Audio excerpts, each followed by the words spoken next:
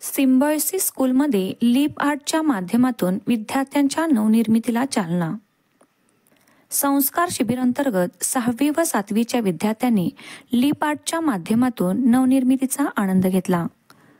मुलांची शालेय शिक्षणासोबतच निसर्गाच्या सानिध्यात राहून निसर्गप्रेम वाढावे, तसेच टाकाऊ वस्तूपासून शोभेच्या व शैक्षणिक वस्तू तयार करण्याची आवड निर्माण व्हावी, यासाठीच हा उपक्रम राबवण्यात आला.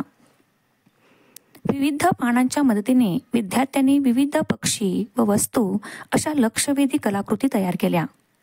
महत्त्वाचं म्हणजे या उपक्रमासाठी कोणत्याही कोवळ्या झाडांची पाने न वापरता झाडांच्या योग्य वाढीसाठी छाटणी करण्यात आलेल्या फांद्यांची टाकाऊ पाने वापरण्यात आली होती.